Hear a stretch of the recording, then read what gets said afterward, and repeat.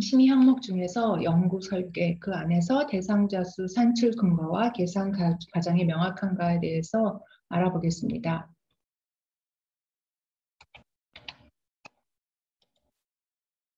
이거는 임상통계사례집 2012 집에 실린 작성계획인데 이런 식으로 대상자 수 산출한 과정을 서술하기도 합니다. 이것은 보면은 번호까지 붙여가면서 아주 좀 구체적으로 정리했는데 이렇게 하는 것이 연구자도 헷갈리지 않고 더 좋을 것 같다는 생각이 들었습니다.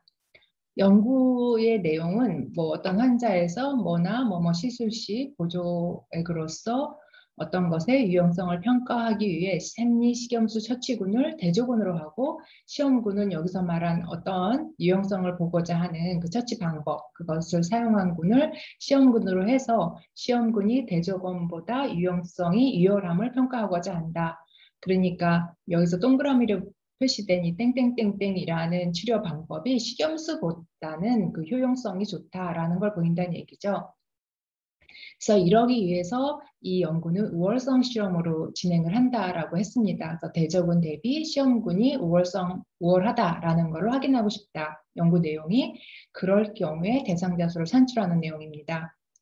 여기서 필요한 못으로는 유의 수준이 먼저 필요하고요. 근데 유의 수준을 여기서는 알파 0.025로 잡았습니다. 단축 0.025라고 썼고 그 다음에 이종 오류 베타를 0.2, 20%로 하니까 검정력은 이것에 따라서 80%가 되겠고 시험군과 대조군의 비율을 1대1로 한다. 그리고 유사 연구에서 확인된 여기 유사 연구에서 확인된 이 부분이 들어가는 이유는 대상자 수를 산출할 때 이펙트 사이즈라는 것이 파라미터 중에 하나가 있거든요. 그 값을 어떻게 집어넣을 것인가 이제 그 내용을 쓴 거예요. 유사 연구에서 확인된 시험군의 예측 유효율, probability in test data 뭐 이래도 되겠죠?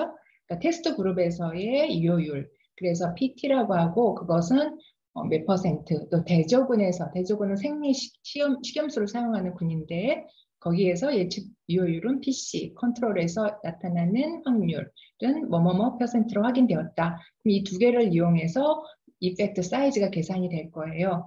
그거를 이용할 것이고 뭐 참고 문헌 당구 표시했는데 여기에다가 논문 제목을 써야 됩니다. 언제 발표된 누구의 제목은 뭐 이런 거.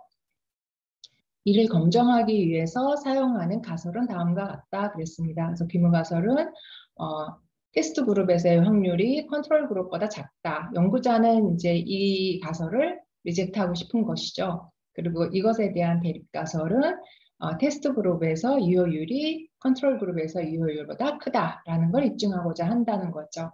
이렇게 했을 때 이건 비율에 대한 검증이기 때문에 이때 사용하는 대상자 수 산출하는 공식은 이제 이런 것들이 있습니다.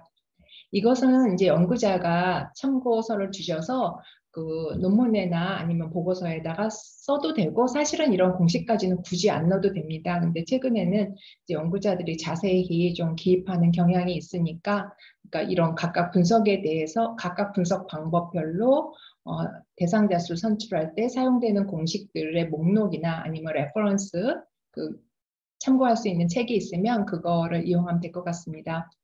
그래서 대상자 수 n이라는 거는 그러니까 여기서 다 p로 표시가 되어 있죠. 이거 p라는 거는 확률을 나타내는 건데 p 바라고 하는 거는 테스트 그룹과 그 컨트롤 그룹에서의 유효 확률 그거의 평균이라고 생각하면 되고 PT, PC는 앞에서 주어진 값들 그래서 그걸 집어넣어서 이렇게 계산을 한다. 이 계산식 자체는 구체적으로 알고 있지는 않아도 됩니다.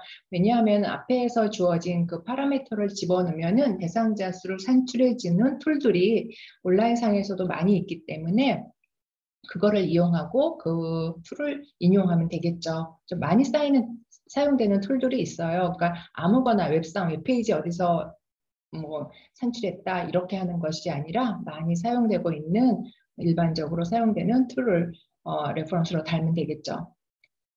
그래서 상기식으로 각 분당 피험자가 이렇게 계산이 된다. 그런데 연구에서는 그 산출된 대상자가 연구 끝날 때까지 유지되지 못하는 경우가 있으니까 그래서 제외되는 비율, 그러니까 이걸 탈락률이라고도 하는데 탈락률을 뭐 몇 퍼센트로 고려해서 거기에다 플러스 알파를 해서 뭐 얼마 명으로 하겠다. 여기까지 하는 게 연구 대상자 수를 산출하는 과정입니다. 그래서 아까 얘기한 것처럼 요즘 많이 쓰이는 대상자 수 산출하는 소프트웨어로는 G파워라는 게 있어요. 그래서 G파워가 이제 계속 업그레이드가 돼서 버전이 있거든요. 그래서 그 G파워 버전 무엇으로 산출해왔다. 뭐 이런 것들이 논문 안에 인용이 됩니다.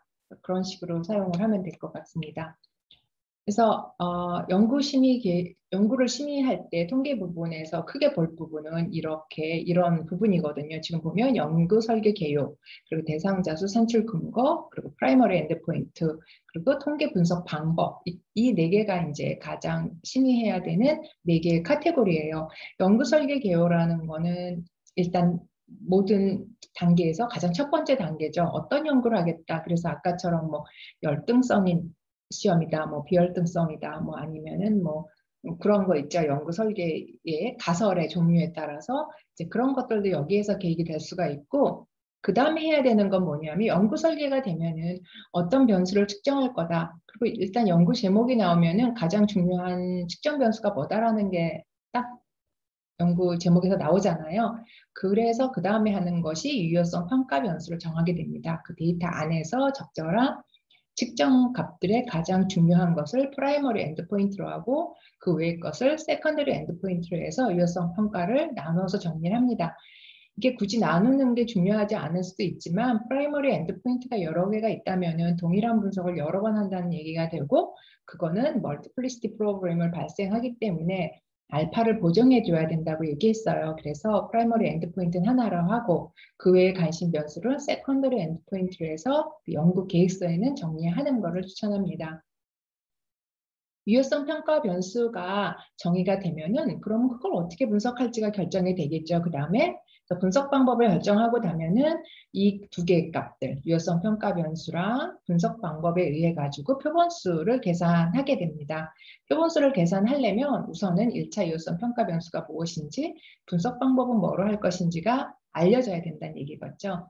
유효성 평가 변수가 여기에 들어가는 필요한 이유는 이 유효성 평가 변수가 어떤 값인지에 따라 이펙트 사이즈가 임상적으로 이 값이 두 군 간에 얼마가 차이가 있을 때 이걸 차이가 있다고 할 것인지 하는 이펙트 사이즈가 예측이 될 수 있거든요. 그래서 이 순서는 이 심의 내용 중에 심의를 하는 그 웹페이지 안에 뭐 이런 식으로 순서는 되어 있지만 중요한 거는 순서는 유효성 평가 변수부터 먼저 정하고 그다음에 그걸 어떤 분석으로 비교할 것인지를 정하고 그 두 개에 의해서 표본수를 계산하는 게 맞습니다. 그럼 연구 대상자 수를 산정하기 위해서 사용되는 파라미터를 하나씩 보면은 1.56가 먼저 중요합니다. 그래서 알파라고 하죠. 그래서 그건 대부분 5%를 하고 있어요. 우리가 시그니피컨스 레벨이라고 하는 것.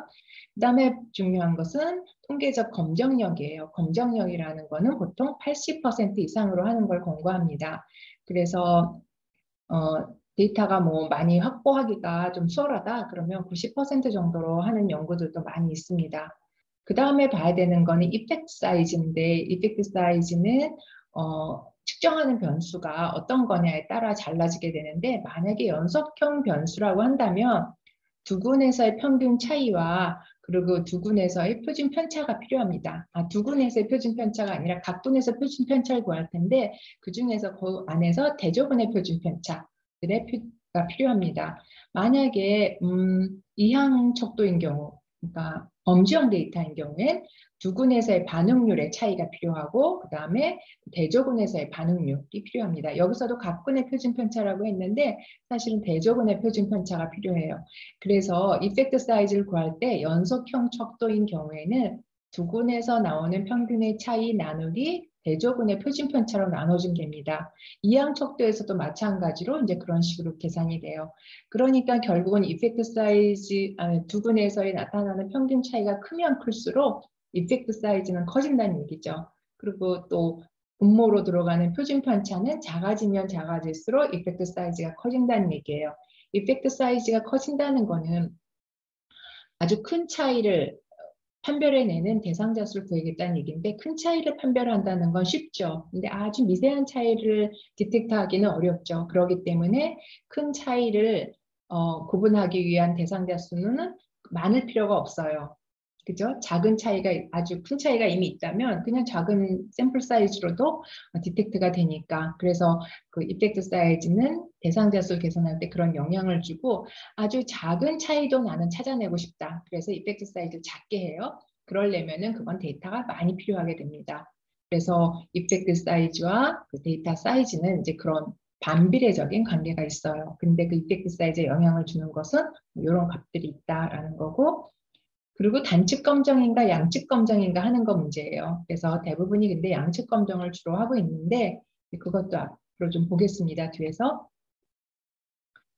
지금 설명한 것처럼 여기서 변수가, 측정한 변수가 연속범위냐 범정인가에 따라 가지고 효과의 크기는 이제 거기에서 나오는 뭐 평균이나 표준 편차 아니면 반응률의 차이 뭐 이렇게로 계산이 된다라는 겁니다. 연속형 변수라는 건 지금 앞에서 한 얘기랑 중복이 되는데, 실험군의 평균이 대조군의 평균보다 높을수록, 즉 평균의 차이가 클수록, 평균의 차이가 크다는 거는 이펙트 사이즈를 계산할 때 분자가 크다는 얘기가 돼요. 그러니까 이 평균의 차이가 클수록 효과의 크기는 크다. 여기서 효과의 크기는 이펙트 사이즈고, 반대로 실험군의 표준 편차와 대조군의 표준 편차가 작을수록, 물론 우리가 여기서 이펙트 사이즈 계산할 때 사용하는 것은 대조군의 표준 편차이지만 그게 작을수록 효과의 크기는 커진다. 그러니까 표준 편차는 이펙트 사이즈를 계산할 때 분모에 들어가는 부분이에요. 그러니까 표준 편차가 작으면 작을수록 이펙트 사이즈가 커지죠. 이펙트 사이즈가 커지면 샘플 사이즈, 그러니까 데이터 대상자 수는, 필요한 대상자 수는 줄어들게 됩니다. 그러니까 효과의 크기가 크면 필요한 대상자 수는 줄어들고, 효과의 크기가 작으면 필요한 대상자 수는 늘어나게 돼요. 그러면 효과의 크기에 영향을 주는 건 무엇이 있느냐? 누군가의 평균차 또는 대조군의 표준 편차가 있다는 거예요. 마찬가지로 이항 척도에서도 그렇게 생각하면 돼요. 반응률의 차이가 클수록 그거는 효과의 크기가 커지겠죠. 그 다음에 대조군에서의 반응률이 낮을수록, 낮다는 거는 이제 여기서 표준 편차에 해당이 되는데, 그것이 작을수록 또 효과의 크기는 커지게 된다. 그런데 이런 값들이 말로는 이렇게 설명이 되는데 구체적인 값이 있어야 계산이 되잖아요. 효과의 크기가. 근데 그런 것들이 사전 연구에서 아니면 파일럿 스터디, 그죠? 그 본 연구를 하기 전 단계에 진행한 작은 샘플로 진행한 연구에서 구해지는 값을 사용할 수도 있고, 유사한 연구가 사전에 기존에 이루어졌던 유사한 연구로부터 이 정보를 얻어서 그거로부터 계산을 해도 됩니다. 만약에 이런 정보가 다 없다, 그러면 일반적인 값을 넣게 되는데, 그게 1988년 코헨의 저서에 정리가 되어 있어요. 그래서 그 값을 참고로 넣고 사용을 해도 돼요. 근데 앞에서 얘기했던 G파워라는 대상자 수를 산출하는 소프트웨어는 이 코헨을 참고해서 거기서도 마찬가지로 값을 제시하고 있어요. 효과의 크기를 결정하기 위해서, 지금 앞에서 다 얘기는 하긴 했는데, 효과의 크기를 결정하기 위해 필요한 정보를 얻는 방법은, 표본수를 산출하기 위해서는 연구를 수행하기 전에 연구 결과를 예상하는 것이 필요함. 그죠? 그래야만 이펙트 사이즈 구할 수가 있어요. 그래서 이펙트 사이즈라는 것을 임상적으로 어느 정도 두 분의 차이가 나는 걸 의미가 있다고 할까? 그런 거에 대한 근거가 있어야 되겠죠. 그러니까 사전 전에 연구한 자료들을 찾다 보면은 그런 걸 예상할 수가 있게 되죠. 그런 값들을 이용하면 되고, 연구 결과를 예상하는 방법은, 여기서 말하는 연구 결과를 예상하는 방법은 선행 연구에서 비슷한 결과를 찾음. 어떤 주제를 갖고 연구를 하게 되면 기존에는 이 내용이 어떻게 연구됐나를 당연히 찾아보게 되겠죠. 그래서 그 안에서는 중간에 어떤 값들이 나왔나, 어떻게 요약이 되어 있나, 그런 것들을 보게 되면 이펙트 사이즈는 그것으로부터 계산을 할 수가 있습니다. 또는 내가 하는 연구가 기존에 되어 있지 않고 내가 처음 하는 연구다.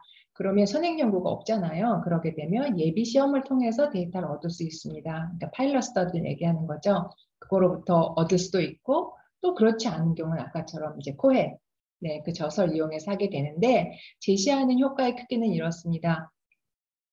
이 테이블이 있는데 이 테스트 방법, 그다음에 이펙트 사이즈, 를 스몰, 미디움, 라지로 이렇게 줄 수 있다라고 제안을 했는데 두 군 간의 차이 또는 여러 군에서의 차이, 그 다음에 카이스퀘어 검정, 상관 분석을 할 경우에는 대상자 수를 어떻게 구하느냐?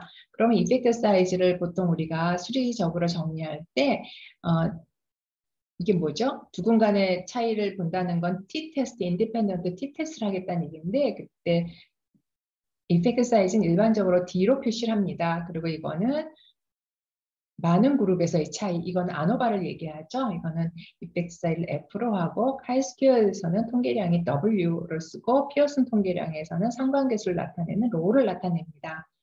그래서 일반적으로 이걸 작게도 할 수 있고 뭐 중간 크게 하는데 작게 하면 작게 할수록 앞에서 얘기했 때 어떻게 했죠? 이 작은 값을 디텍트해야 되기 때문에 이 경우가 대상자 수를 가장 많이 필요로 합니다. 이거는 이제 중간 정도, 이거는 많게.